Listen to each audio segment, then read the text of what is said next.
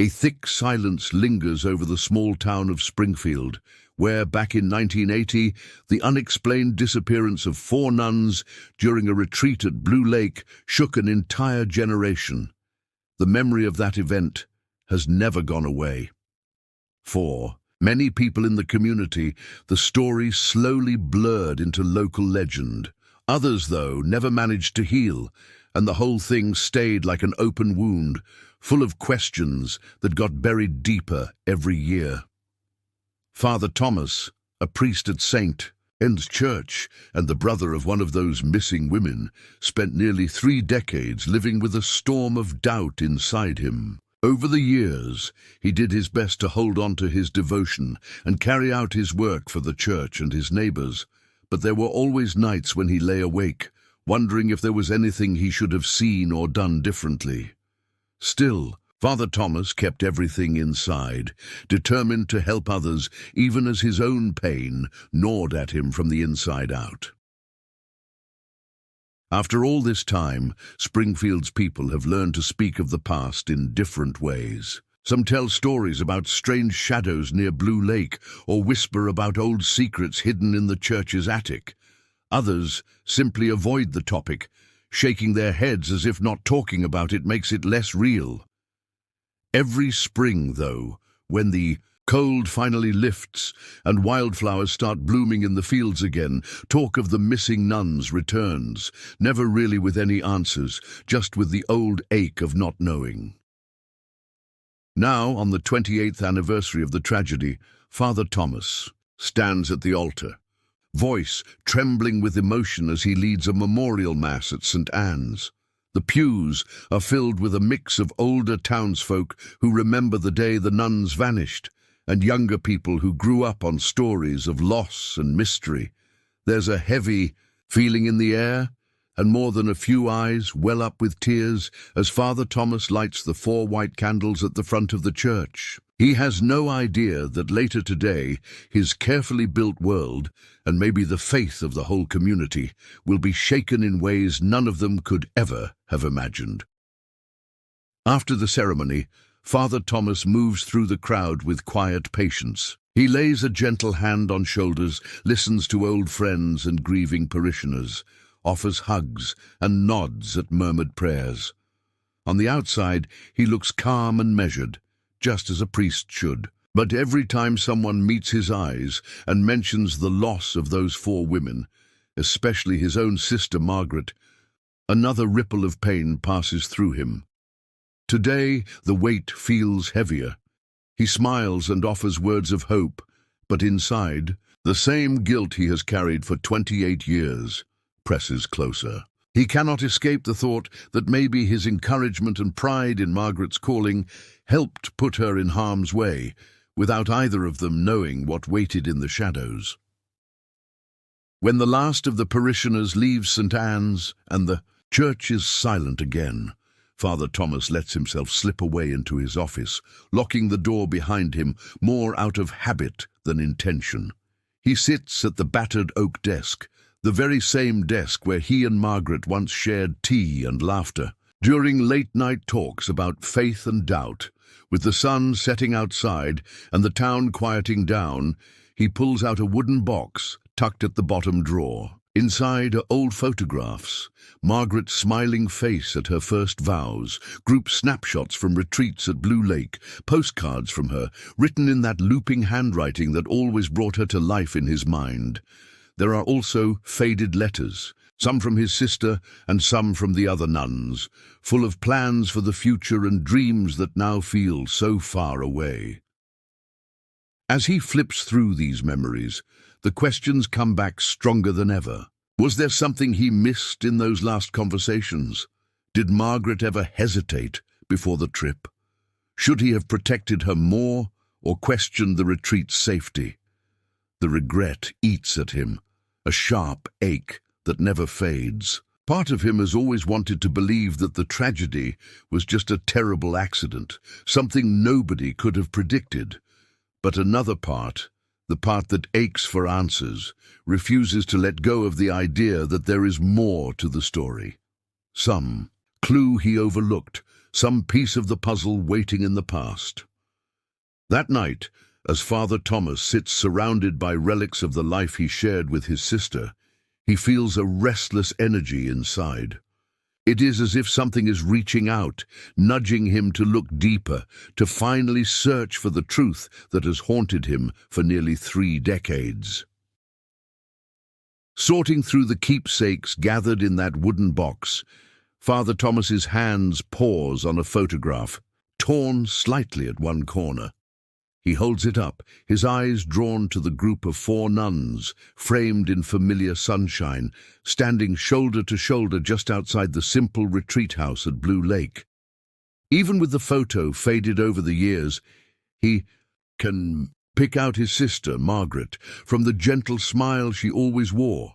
Standing beside her is Sister Helen, the youngest of the group, and then Sister Evelyn and Sister Patricia, each with their own quiet confidence. The retreat house itself, lurking in the background, looks almost fragile now. A small wooden building with peeling white paint, more like an old family cabin than a sacred place. For Father Thomas, that retreat once seemed a safe haven, a space where the presence of God was felt in the simplicity of every tree and quiet prayer. But since the tragedy, the memory of Blue Lake marks the line between everything good he remembers and the pain he cannot erase. He sets the photograph on the desk and sits still, letting the silence and memories overtake him. Part of him wants to reach into the photo, to warn the 4 women, to keep them safe. But another part, the one weighed down by years of regret, wonders whether it was his own encouragement that led Margaret into danger.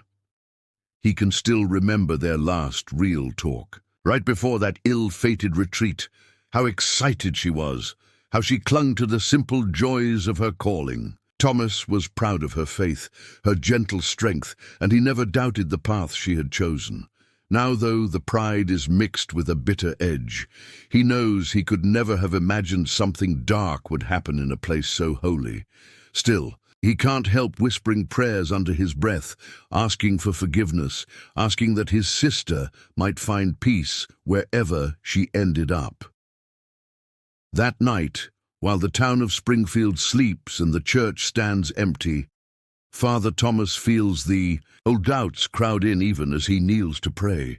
He tries to steady himself with old words of comfort, but the questions refuse to quiet down. The image of Margaret outside Blue Lake lingers in his mind, a reminder of everything he loved and everything he lost, mixed in the same fading photograph.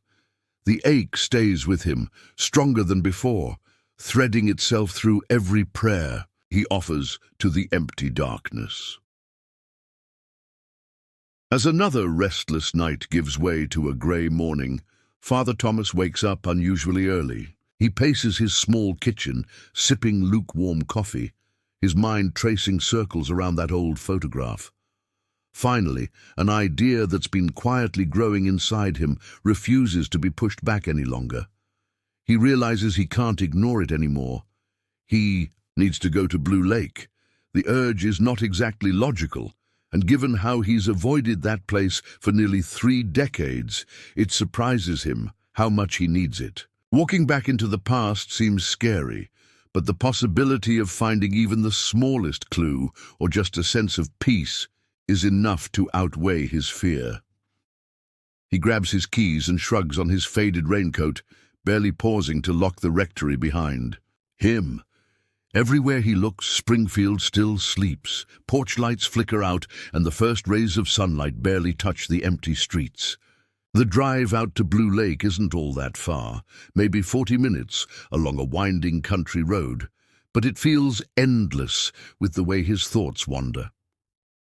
The first few miles are familiar, passing farmhouses with sagging barns and wild geese crossing. The fields, after so many years, each turn sparks a half-forgotten memory. He recalls old search parties, voices calling names through the trees, and the desperate hope everyone clung to when hanging new posters on telephone poles. They always faded by autumn, curling and yellowing, like the hope that slowly dried up with them. Alone in his little sedan, Father Thomas glances now and then at the empty seat beside him. He lets the silence breathe, only the hum of tires on, pavement filling the distance. Doubt claws at him sometimes. What if there is nothing left? No signs, no explanations? What if he ends up just as lost as before? But underneath it all, something stubborn and hopeful keeps him going. Each passing mile shakes something loose inside him, turning uncertainty into a quiet promise that maybe this time things will be different. He grips the steering wheel a bit tighter, focusing on the stretch of road ahead. The air feels chilly, and the landscape grows wilder as the town fades behind him. Though he cannot see the lake yet, he senses how close he's come to the edge. Of the woods, of memory, and maybe, if he is lucky, of understanding what really happened all those years ago.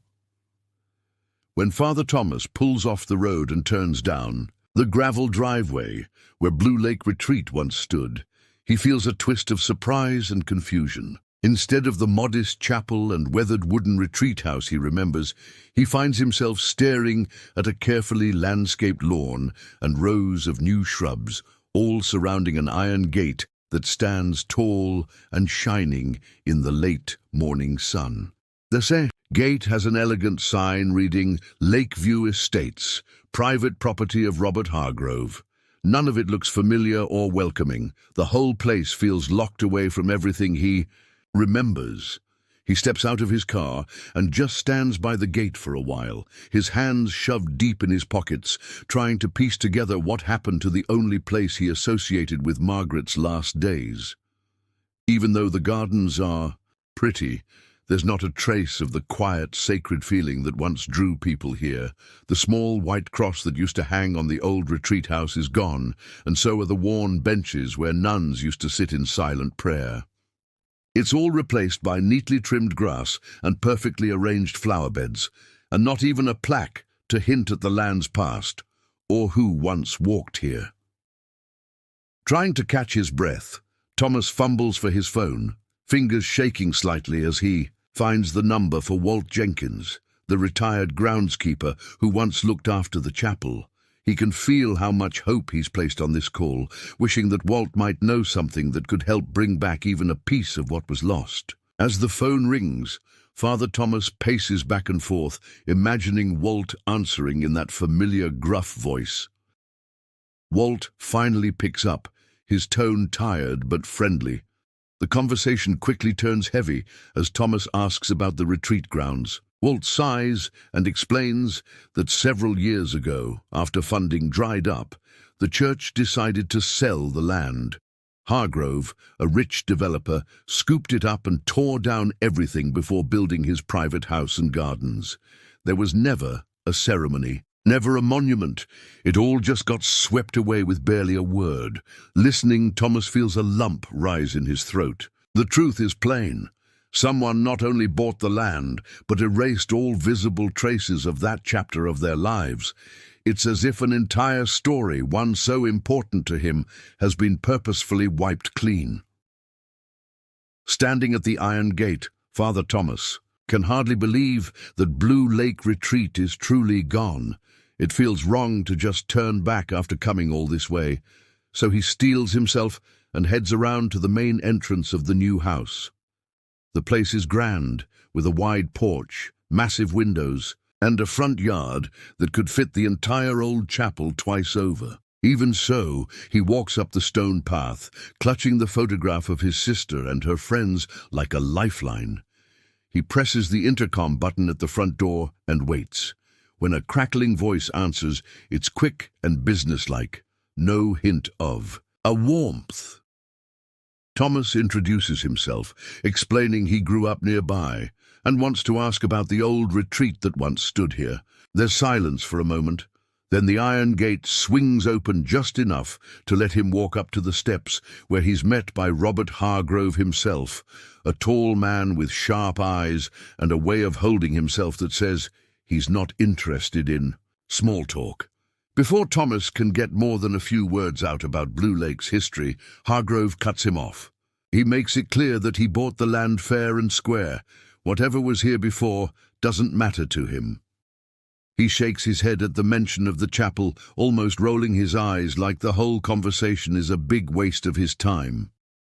Thomas tries again, asking if Hargrove has ever heard any stories from neighbours or workers about the nuns who disappeared. Hargrove looks even more annoyed, and his voice turns cold. "I don't deal with rumours.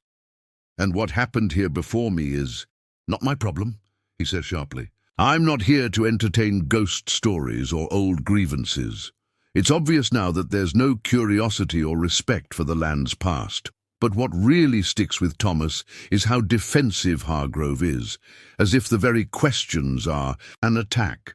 When Thomas gently presses once more, asking if he's ever found anything strange during the renovations, or if any old buildings were left over, the response is even more blunt, a hard no, and a firm suggestion that Thomas leave. Walking back to his car, Thomas feels a churn of frustration. Hargrove's coldness doesn't come off as just lack of interest. It hints at something else, a deliberate effort to squash any talk of what happened here before. This sense of being stonewalled only deepens Thomas's feeling that the truth about Margaret and her friends may be buried much deeper than he ever guessed, hidden not just by time, but by those who'd rather the past stayed forgotten. Driving away from the gates of Lakeview Estates, Father Thomas can't shake the tight feeling in his chest. The conversation with Hargrove left him more unsettled than ever, and as sunlight filters through trees lining the winding back roads, thoughts about Margaret and that tragic past press in from every side. He tells himself to just head back to Springfield, but an old, stubborn voice inside keeps urging him not to give up. Trusting that feeling, he takes a detour, steering the car down the gravel lane that used to lead directly to the Blue Lake Chapel's grounds. The sky overhead is calm, but there's a strange weight in the air, the kind that makes every breath feel like a question.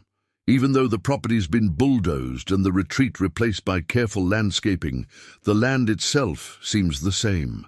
Memories clinging to the edges of the woods, where wildflowers still push up each spring. He slows the car, windows down, letting the cool air carry in the scent of pine and moss. His hands ache from gripping the steering wheel, the photograph of Margaret resting on the passenger seat, all but begging him not to give in to the hopelessness. Pushing at the edges of his thoughts. That's when it happens. Out of nowhere, the radio, which he's sure he turned off, crackles to life. Instead of the country station or preacher's voice he expects, a soft chant drifts through, the kind the nuns used to sing at evening prayers. It is barely a whisper, but the tune is so familiar it knocks the wind out of him. The words are Latin, slow and steady, twisting through the air like incense under a chapel ceiling. Every hair on his arms stands up. Goosebumps crawl along his neck. Thomas glances at the dashboard. The radio's light is off. This shouldn't be possible. Just as suddenly as it started, the singing stops. The car is quiet, except for his own shaky breath. He fumbles to turn the key, half thinking he should leave, but his heart pounds with a strange certainty. He's not afraid, at least not in the way he expected. There's a new sense that he's being watched over, or maybe guided by something unseen. The line between faith and mystery blurs, pressing him forward. Whatever message the land or the past is sending, it's clear he cannot let go. Something is waiting, and he knows he has to answer the call, no matter how deep into the unknown it leads him. The echoes of that haunting chant refuse to leave Father Thomas as he sits parked near the edge of the old Blue Lake property, just beyond the sight of the main house and its shining gates. He can hardly believe what just happened, but deep down he knows that none of it was random. Something seems to be drawing him onward, making the idea of simply turning back feel impossible. Caught between fear and the hope for answers, he steps out of his car and quietly walks around the border of the massive lawn. All he wants is a glimpse of what might remain of the land where the chapel once stood, even if the buildings are gone, and the place looks different. His shoes crunch along the gravel and then sink into patches of wild grass as he follows the fence line, searching for any kind of gap. He wonders what he would say if anyone caught him out here, but the urge pushing him forward is stronger than any thought of embarrassment. The farther he goes, the less the new landscaping conceals the ground's older scars. Stubborn weeds, old stones poking through the dirt, and thick branches where nobody seems to have cared for years. There's an almost electric feeling in the air, like the world is holding its breath. About halfway down the property, he finds a patch of rusted wire sagging where a tree's roots have pushed under the fence. As he tugs on the wires to peek through, the whole section suddenly gives way with a metallic snap and swings open enough to let a person slip through. For a second, Thomas stands frozen, looking at the space he accidentally created, a torn edge in the property's neat boundary.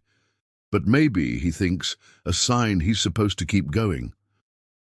Pulse racing, he squeezes through the gap, trying not to think of it as trespassing, but rather as obeying a call he can hardly understand. A wave of guilt flashes over him. This is not just someone else's land, but a place that has always felt half sacred and half off limits ever since the tragedy. Yet he knows that nothing has ever felt this urgent, not in all the years since Margaret disappeared. Each step further, into the hidden part of the property, feels like breaking a rule, not just of the law, but of his own carefully built restraint. Still, fear and devotion work together inside him, pushing him toward whatever truth has waited, buried beneath nearly 30 years of sorrow and silence. Thomas moves carefully, ducking under the broken section of fence and stepping onto ground that feels both strangely familiar and completely changed. The new owner's exotic plants look out of place. There are tall palms mixed with flowering bushes that don't belong anywhere near northern Michigan's wild woods. The result is an odd patchwork, like a movie set pasted on top of an old photograph. It's unsettling, but he keeps moving forward, weaving through the too bright flowers and trimmed shrubs until something stops him short, a patch of earth that refuses to blend in. There, right in the center of the fancy garden, stands a small metal grate. At first, it looks like part of a forgotten maintenance hatch, or maybe a vent left over from before the renovations. The iron bars are streaked with rust, the pattern oddly old-fashioned, definitely nothing that fits. With Robert Hargrove's manicured style, Thomas is drawn to it, not sure why, except that it feels all wrong, as if it doesn't want to be seen. He kneels down, brushing away fallen petals and damp leaves, peering closer. That is when he hears it, a soft, distant sound that doesn't belong. There's a low hum, almost musical. He calls out just in case, but the reply isn't what he expects. A cough echoes up through the grate, so faint he almost thinks he imagined it. Then, unmistakably, there are other sounds from below, a few quiet notes of what could be a hymn, weaving in and out of someone else's breathing. All the color drains from Thomas's face as the noises continue. His heart hammers in his chest. The possibility that someone might actually be alive below this patch of earth after so many years makes his head spin. He doesn't know if it is just one person or many, or if it's possible after all this time. The fear that he has stumbled on something bigger than himself wrestles with the wild hope that maybe he hasn't come too late. He presses his ear to the metal, stretching to catch another word or sign, hands shaking so badly he nearly drops the photograph clutched in his palm. Suddenly, the idea of answers feels less important than the people who might need him now. He's no longer chasing ghosts or old pain. Instead, Thomas realizes he truly wants to find if someone can still be saved. With his ear still pressed against the old metal grate, Thomas can hear the muffled coughs and the faint strains of what sounds like hymn singing, twisting up through the cold iron. He knows in his bones he cannot just walk away. Swallowing his dread, he pulls out his phone and quickly dials 911, barely noticing how much his hands are shaking. As soon as the dispatcher answers, he blurts out details, voice trembling with urgency. "This is Father Thomas Kennedy. I believe someone may be trapped underground at the old Blue Lake property. I heard voices. Please, you need to send help." It could be serious. Almost immediately, the dispatcher's tone turns skeptical. Maybe it's the way he mentions the property, or maybe the fact that he confesses to having entered without permission. But it's clear she finds parts of his story hard to believe. He can hear her typing as she says, "Sir, are you saying you broke in?" Thomas doesn't bother hiding the truth. He admits it. There's no time for excuses or waiting for official channels, not when he's convinced someone is alive underneath the ground, reaching out in the only way they can.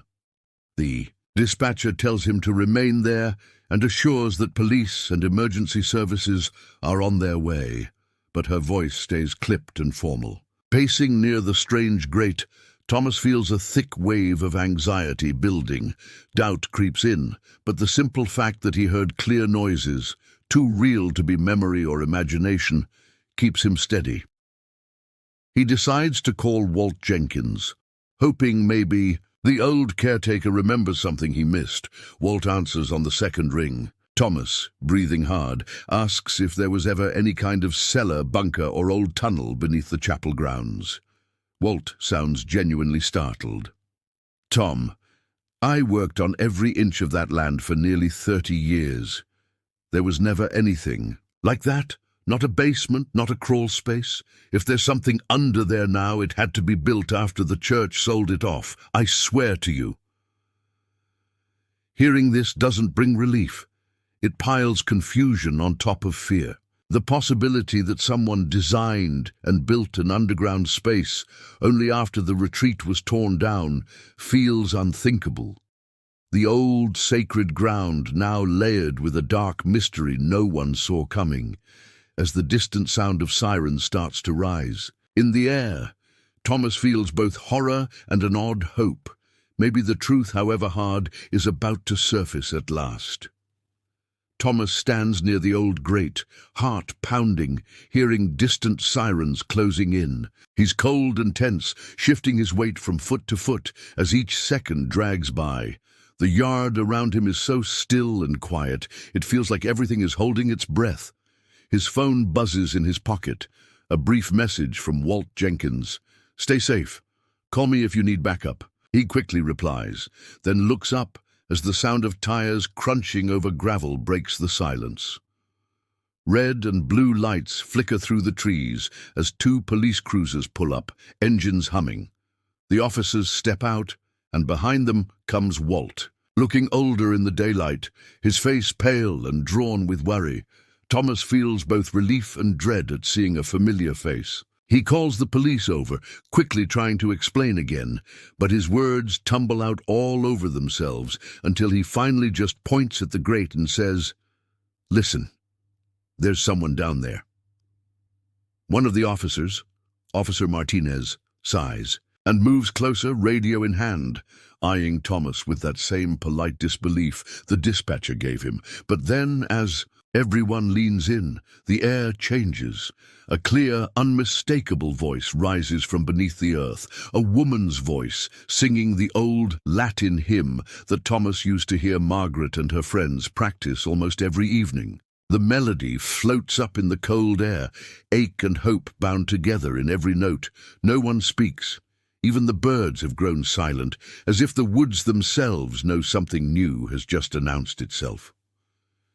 For a few moments, everyone stands frozen, listening, and the suspicion on the police officers' faces melts into confusion and worry.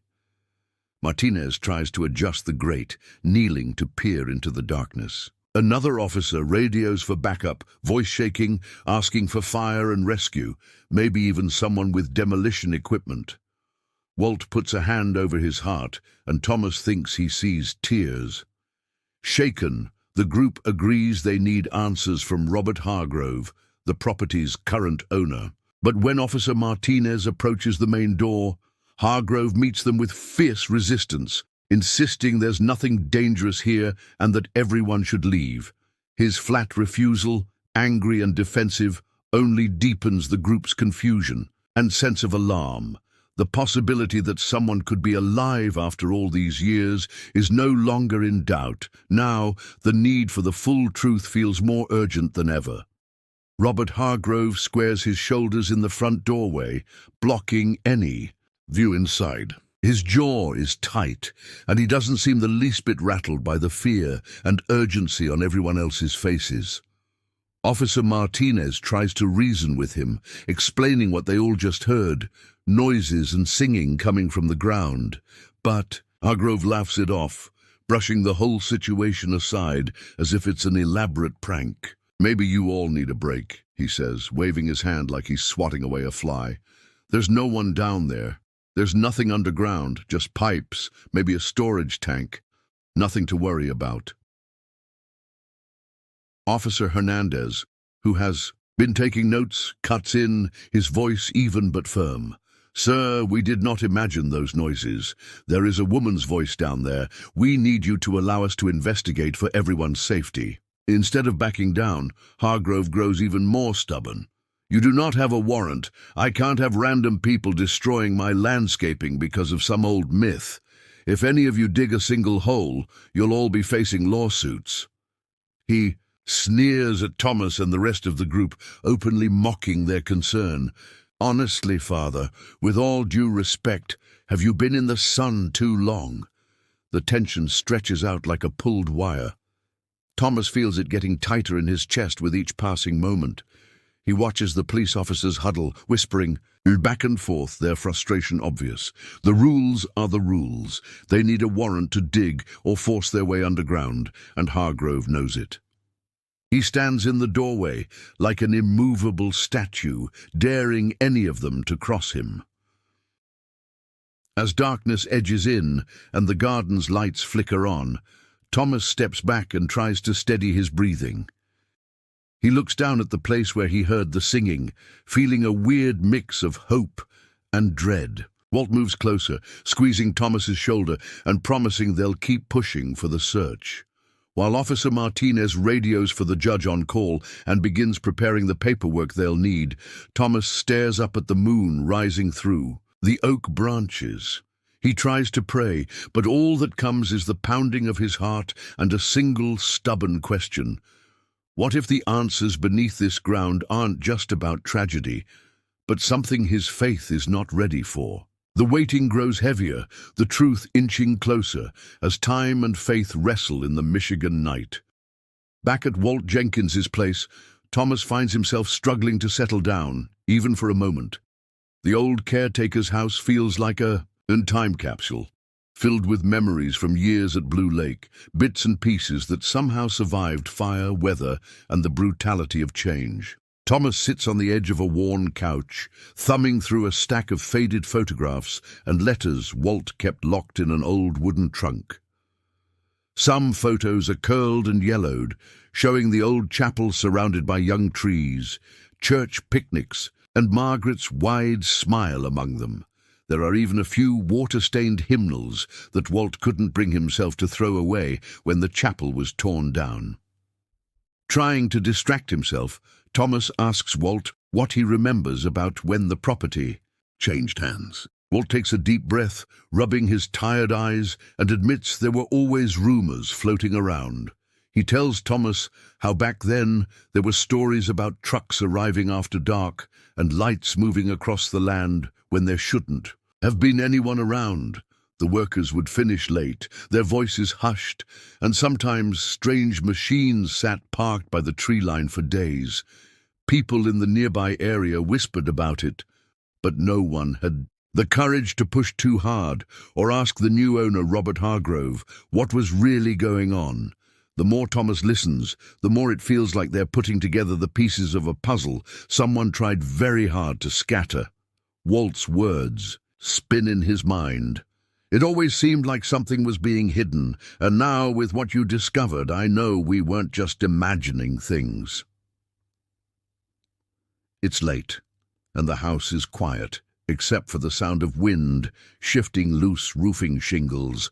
Outside, Thomas stands up, pacing the living room, caught between hope and a deep, unsettled feeling. In this room, with all these mementos, time seems to blur, making the past almost real enough to touch. Suddenly, the phone rings, slicing through the hush. Walt grabs it. After a quick word, he hands it to Thomas, his face tense but hopeful. "It's Officer Martinez. The judge signed the warrant. They're moving in soon."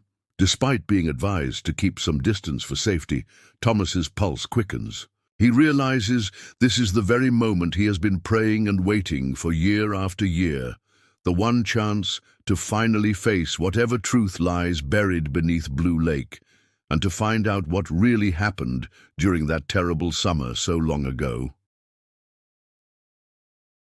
Thomas sits with Walt in the small living room, both of them staring at the police bodycam feed on Walt's battered laptop. It is late, and the old house creaks with the wind outside, but neither man seems able to look away from the screen. The police search, shown up close and shaky, moves from room to room inside Robert Hargrove's sprawling house. Their flashlights sweep across stone floors, unfinished walls, and overgrown corners.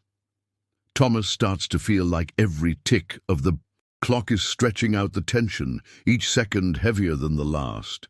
The officers, voices low and professional, check closets, crawl spaces, and the thick hedges that line the back of the house.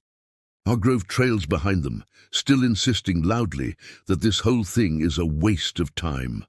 Thomas almost expects the search to end in disappointment, a repeat of other dead ends he has faced year after year. He can see on the feed the officers' shoulders start to slump, as if everyone is bracing for that same letdown. Then a sudden commotion snaps Thomas back to the screen. One of the officers calls everyone over to an old wooden shed out behind the main house. The camera goes shaky. As they push open the rusted door, there are stacks of broken furniture and cobwebbed boxes, but it's the warped floor that catches a police officer's eye. A set of planks doesn't line up with the rest. It takes a minute, but they manage to pry the boards free, revealing a dark hole. An old iron ladder disappears into the earth. Thomas and Walt hold their breath as the first officer swings a flashlight down, then starts to climb. The feed flickers and blurs, flashing on rough stone walls and mossy steps cut deep into the ground. There's the sound of boots scraping old stone, shuffling echoes and labored breathing. Each officer makes their way down, voices hushed now, real fear in their words. At the bottom, the tunnel opens up, running directly under the garden, the very spot where Thomas had heard the singing.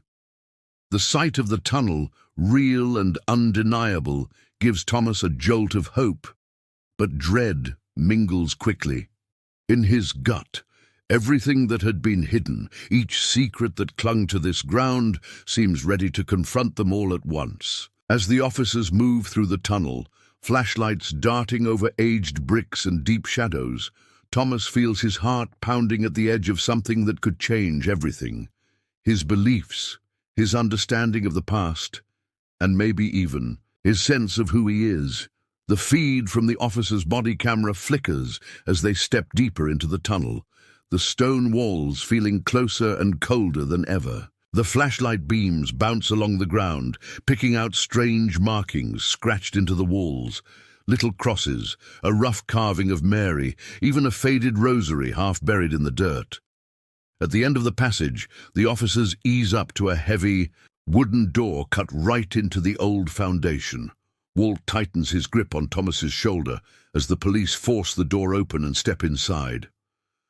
The camera swings around, catching the inside of a small, bleak chamber.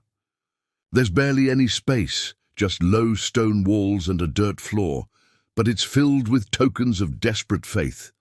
A handful of knotted crosses, dried flowers placed carefully on the ground, and a candle stub burned down so far it's almost part of the stone. The room is thick with a silence that feels deep and old. On one wall, someone has carved the same hymn lyrics Thomas heard earlier, the words trembling and shaky. Just as the officers take it all in, A sudden movement makes them freeze. A thin, almost transparent figure is curled up in the corner, pressed into the shadow. At first, no one dares speak. Then, a soft whisper floats through the darkness. A woman's voice, afraid but stubborn, reaching out through her fear. The officers call out gently, and the figure, shaking, pulls herself up to sitting. She blinks into the flashlight, disoriented but determined to speak. One officer kneels, speaking quietly. "Ma'am, can you tell us your name?" There's a pause as the woman tries to remember how to use her voice. Then an answer. "Margaret. Margaret Hensley." For a full minute, no one says a word. Thomas feels every muscle in his body turn to water. Margaret, missing for almost 3 decades, gone so long she had become a sad mystery, a face on old flyers and whispered stories, was alive. The news travels fast. Walt, watching on screen, covers his mouth in disbelief, while the officers can barely contain shock and nervous relief. There is joy, yes, but there's also a heavy sadness hanging in the air. The weight of what Margaret has endured, mixing with the amazement that she survived at all. In that little underground room, faith and heartbreak are tangled together as everyone takes in what they have found. A miracle nobody could have believed possible, and a tragedy that no one will be able to forget. Thomas waits near the tunnel entrance, hands shaking as the officers gently guide Margaret up the stone steps. When her eyes meet his, there is a long, silent moment that feels heavier than anything either of them have ever carried. Years fall away in a heartbeat. Neither says a word at first. Thomas steps closer, holding out his hand, and Margaret's thin fingers curl around his with all the strength she can muster.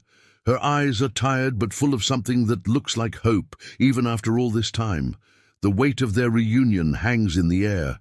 Others turn away, giving them a bit of space as they share this private miracle. Thomas kneels down beside her, letting Margaret lean against him. He whispers her name, making sure she believes this is real, that she is seen and safe at last. She blinks hard, as if clearing away memories too painful for words, but her faint smile is answer enough. Officers, paramedics, and townspeople gather, the shock of Margaret's survival quickly rippling out into the crowd. Even before the news, vans arrive. Word is spreading by phone and through tearful whispers. But with the celebration comes a darker piece of news. In a hidden chamber off the tunnel, searchers find the remains of Sister Barbara, another nun who disappeared years ago. Her rosary and the fragments of her habit are gently gathered. There's an understanding that sadness and joy now fill the same fragile space. Margaret, unable to walk after so many years below ground, is carefully lifted onto a stretcher. Everyone moves quietly, talking in low voices, not wanting to disturb the holy hush that's fallen over Blue Lake. Thomas keeps close, mumbling prayers of thanks and comfort as the medics check Margaret's breathing and give her water for the first time in decades. As she is carried out into the pale morning light, Thomas glances over his shoulder and sees Robert Hargrove, pale and defeated, standing beside an officer. His hands now cuffed, his eyes empty and lost. No one pays him much attention as he is led away. The community members who stand watching don't know if they should cheer or mourn, because nothing about this night fits into a simple story. Blue Lake's quiet streets will have to find room for both faith and heartbreak, and Thomas realizes that despite all the wrong, something grace-filled happened under those trees. Something that has changed everything for good. Inside the local hospital, doctors and nurses move quickly, working together in a quiet but focused way. Margaret's stretcher rolls through the emergency room doors, and immediately a team surrounds her, checking vital signs and asking gentle questions. She's almost too weak to answer. Thomas sits outside her room, rubbing his hands together, every minute stretching out painfully slow. Through the glass panel, he can see Margaret's pale face and the medical staff lifting her carefully, looking for old injuries. Healed the wrong way, bruises under the skin, scars he can't even imagine. She winces at the light, flinching at voices she doesn't recognize. Thomas feels a pang of helplessness, wishing he could do more than just wait outside and pray for miracles after all these wasted years. As the machines beep and the nurses do their work, Thomas can't stop thinking about everything Margaret survived. 30 years in that underground prison left its mark, not just on her body but somewhere deeper. The weight of so much loss hangs over the hospital waiting area. People sit quietly, most talking in whispers, not trusting that something this miraculous could also be so full of pain. Thomas knows there are conversations ahead that will be hard for everyone. Stories of how she survived, memories she will never want to share, and forgiveness that may take a lifetime to give. Just as he's lost in thought, Thomas's phone vibrates. He steps into a quiet corner and picks it up. It is Officer Martinez, her voice measured but tired. She tells Thomas they have started digging into Robert Hargrove's background, trying to piece together the motives that led to everything happening at Blue Lake. Arresting Hargrove made some things clearer. It wasn't just about money or property. Martinez describes records they found, letters, old diaries, handwritten notes. They point to a man haunted by the past, shaped by old wounds, twisted family history, and strange religious ideas. From what she shares, it sounds like Hargrove's anger grew out of pain, things never healed from childhood, and maybe a desperate wish to hide shame or make sense of something that could never be fixed. The news leaves Thomas uneasy. There are no easy answers, and he realizes that healing, for Margaret and the whole community, will mean facing not just a crime, but the ugly roots of fear and resentment that grew underneath Blue Lake for so many years. A few days later, Thomas is brought into the station to hear about the latest discoveries from the police investigation. Officer Martinez sits him down in a quiet room, her expression grim. On the table between them is a battered old diary, its pages worn thin in places. Martinez explains that the diary was found tucked away in a locked drawer at Robert Hargrove's house, buried under stacks of other papers. She says it belonged to Hargrove, and what's written inside fills in the last terrible gaps of the story. Thomas listens as she begins reading some of the passages out loud. The handwriting is neat at first, almost formal, but the words quickly turn dark. Page after page, Hargrove lays out memories of his childhood thick with bitterness and pain. He writes about his mother, once full of laughter, who later became obsessed with religion. He describes how she joined the church when he was still a boy, turning her attention away from him and toward her faith. Afterward, Hargrove's grandmother took over, strict and unbending, forcing religion into every part of life. Rules replaced warmth. Mistakes meant harsh punishment. The way Hargrove writes about those years makes it clear how old wounds turned to deep resentment. In chilling detail, the diary traces how these unhealthy feelings festered into quiet hatred, especially toward women who reminded him of his mother or grandmother.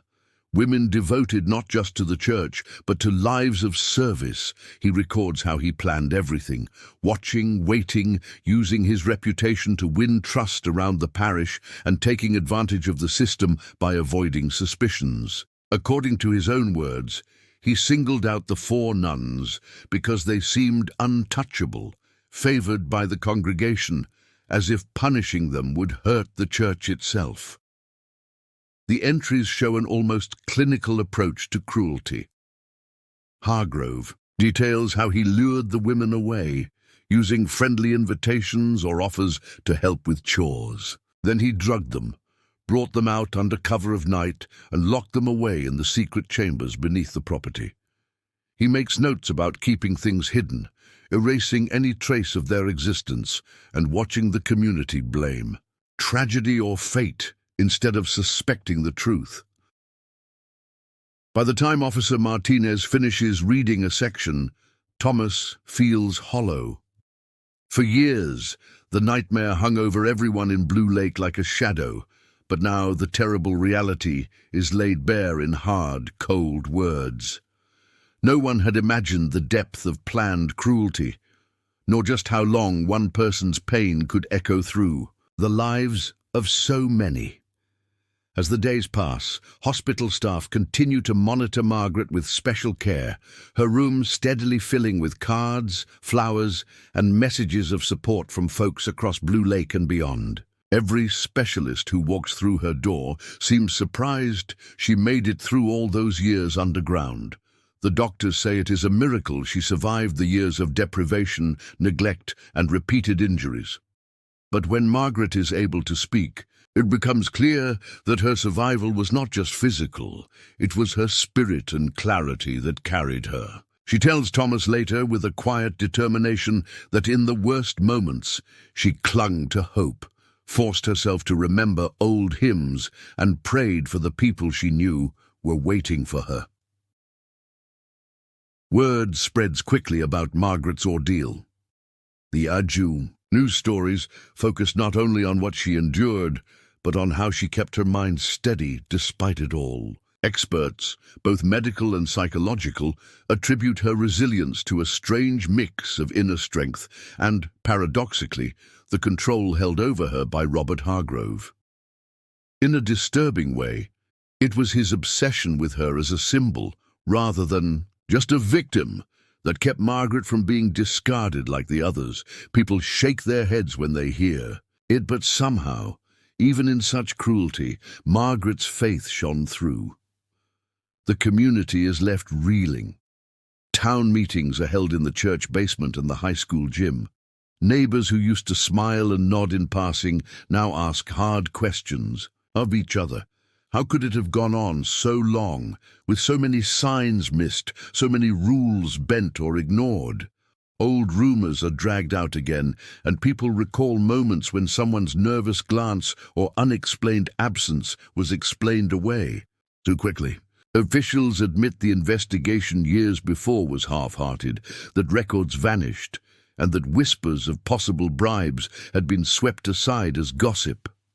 Bit by bit, trust in Blue Lake's institutions is shaken. Some residents wonder aloud if the pressure to keep the town's reputation clean led folks to look past uncomfortable truths. Others try to offer comfort, saying that no one could have guessed the full horror hiding below their feet. But these words ring hollow for many. Margaret's steadfastness becomes a kind of light for people struggling to understand what happened. Yet for the town as a whole, there is a growing sense that real healing will only come through honesty, by facing all the ways silence allowed suffering to grow in the shadows. One quiet evening, Thomas slips away from the busy halls of the hospital and finds himself wandering to the small chapel tucked just off the main entrance. The place is dim, with only a few flickering candles left burning by other hands. He sits in the back pew for a while, lost in thought, listening to the soft hush of footsteps and distant voices from the hospital beyond the heavy doors. After a few minutes, as the silence settles around him, Thomas goes forward, kneeling down where the smooth wooden rail has been polished by years of prayer. At first, he tries to put words to everything he feels, but it is too much. The weight of worry, the anger, and the relief all churn inside him. Slowly, tears start to run down his cheeks, tears he has held back for so many years, afraid of what might spill out if he let them go. Now, in the quiet half-light, he gives himself permission to cry. His faith has been battered by doubt and nearly broken by all that he did not understand. Yet somehow, it was always there. That faith kept him upright in the worst moments, even when hope felt paper-thin. He shakes his head, grateful and still amazed by the fierce persistence of hope that got him through the darkest times. When he finally rises, Thomas finds Margaret waiting outside the chapel. Wrapped in a hospital blanket, she gives him a tired but steady smile. The two share a long look, and in that moment they understand each other better than words ever could. There are so many questions between them, about what was lost, what it took to survive, and what the future can possibly hold. Neither expects to answer them all. But standing side by side, they both know that no amount of darkness could fully smother what they carried for one another. They walk back to the ward slowly, not in a rush to fill the silence with explanations. Margaret reaches for his hand, and Thomas squeezes gently, feeling the reality of her presence, the miracle of all that was kept alive. Their story has taken them further than either could have ever imagined, from fear to hope, through pain and finally to a quiet peace. All that courage, faith and love, built beneath the weight of years, now echo in small moments, promising that while the past will not be forgotten, neither will the grace that brought them through to light again.